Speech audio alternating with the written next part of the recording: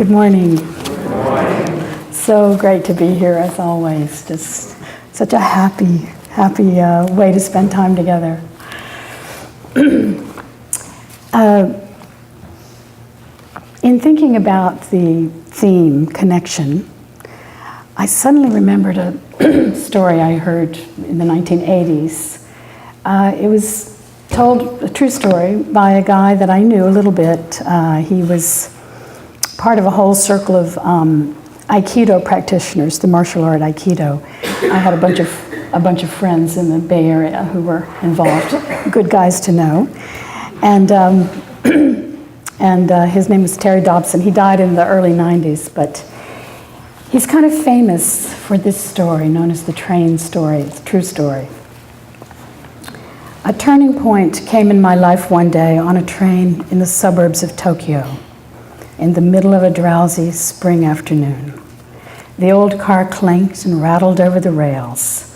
It was comparatively empty, a few housewives with their kids in tow, some old folks out shopping, a couple of guys studying the racing form. I gazed absently at the drab houses and dusty hedgerows. At one station, the doors opened, and suddenly the quiet of the afternoon was shattered by a man bellowing at the top of his lungs, yelling violent, obscene, incomprehensible curses. Just as the doors closed, the man, still yelling, staggered into our car. He was big, drunk, and dirty. He wore laborer's clothing. His front was stiff with dried vomit.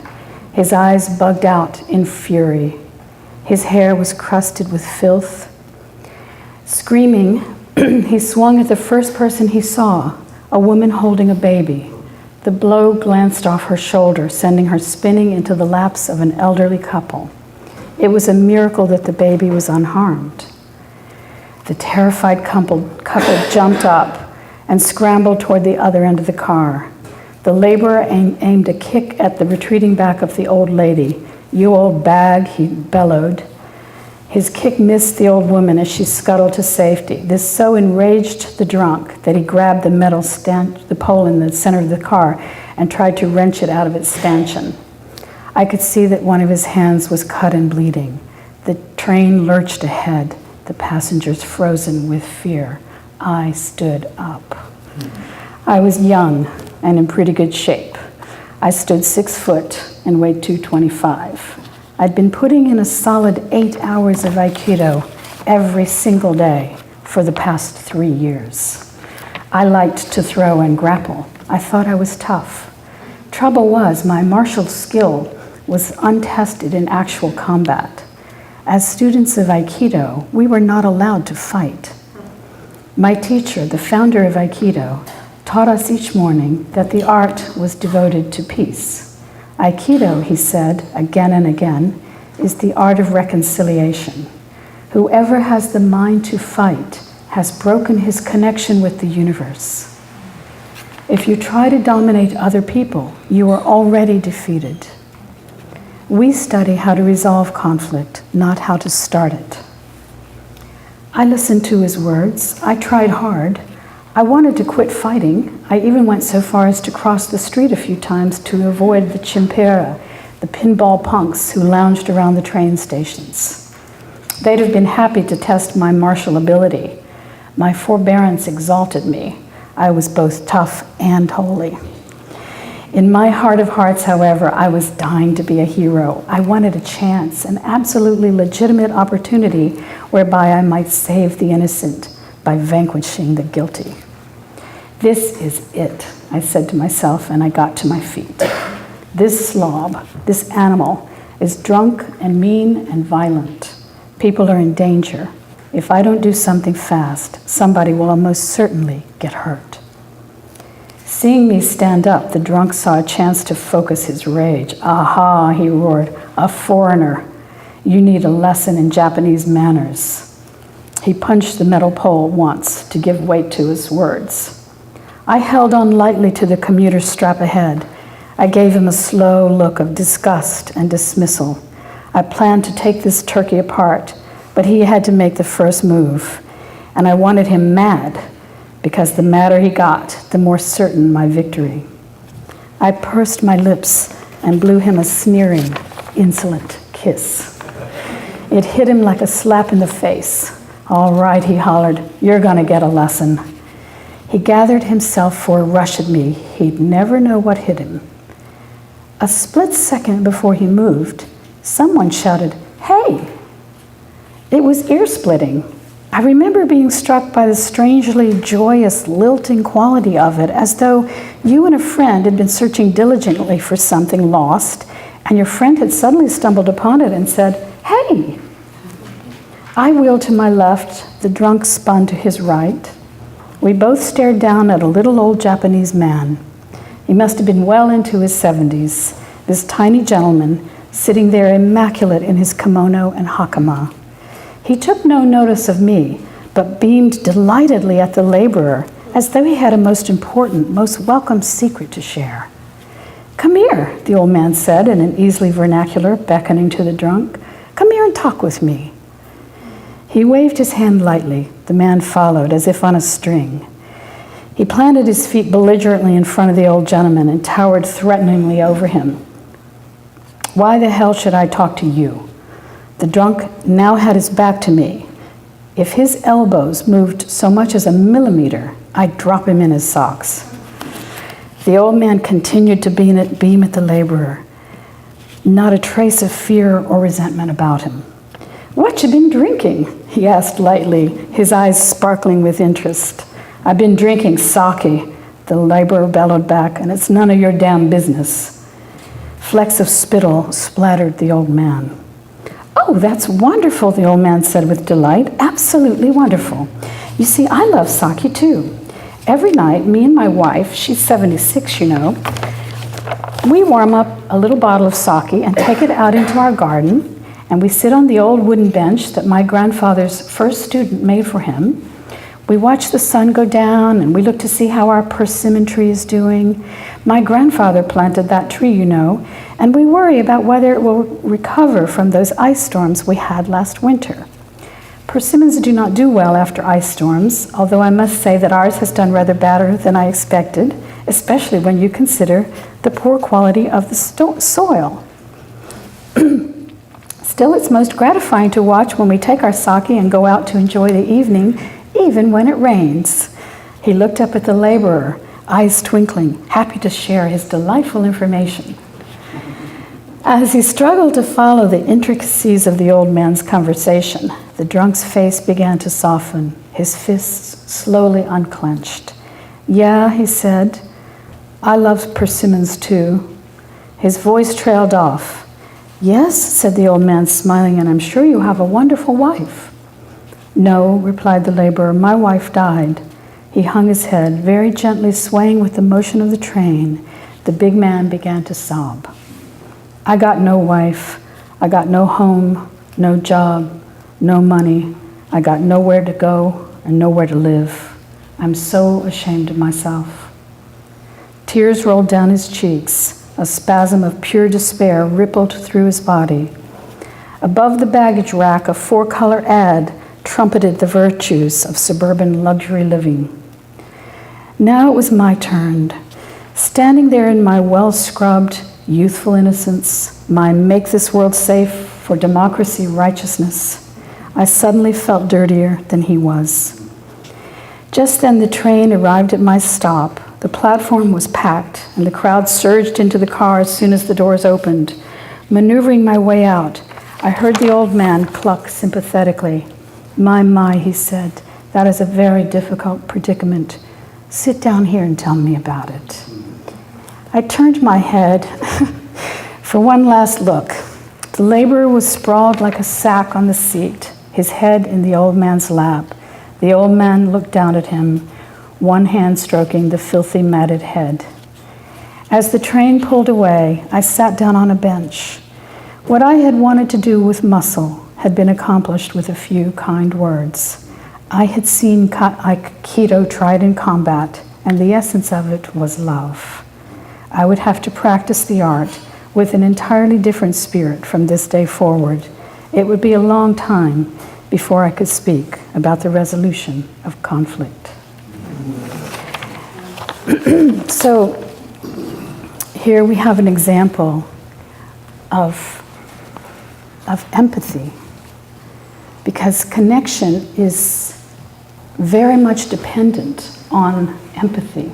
It's a very, very powerful component. And having empathy for someone who we come to know is suffering and is in terrible, dire straits in their life, it's very, in a way it arises very easily once we know, as soon as you heard, right? We're listening to the story, and there's almost a little part of us, maybe, that we're wanting Terry to get up and handle it, right? But as soon as we know the backstory, our hearts open. It's good to remember, there's a quote I love. It's unattributed, no one can figure out who said it, but be kind, for everyone you meet is fighting a great battle. We all know this is true, right? And even if you don't right now know it's true, it will be true. You know, sometimes it's very easy to generate more compassion, more empathy for those we know are suffering and who know that they're suffering, right? It can be a bit more challenging to generate empathy for people who are very self-satisfied and who seem to have everything and are doing big things in their lives and who don't seem to have much trouble. Especially for people who are pompous about it as well. We wouldn't know anyone like that in the Hamptons.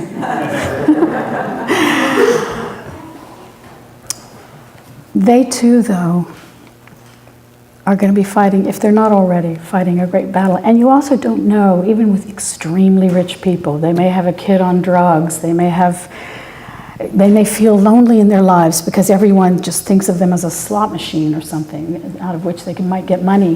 You just don't know how, until you walk in someone's shoes, you don't really know how it is. So to really have an attitude of empathy with whoever you're with, people who are troubled, people who seem to be on top of the world, right? And when they're on top of the world, it won't last. There's a stanza I love of Leonard Cohen's. The ponies run, the girls are young, the odds are there to beat. You win a while and then it's done, your little winning streak, and summoned now to deal with your invincible defeat. You live your life as if it's real, 1,000 kisses deep. Summoned now to deal with your invincible defeat. It's coming for everyone. And when we really let that in, when we just understand that every time you're speaking with someone, then the arising of empathy becomes an automatic, self unto self. Right? It becomes the set point from which you move and speak and see and understand and listen.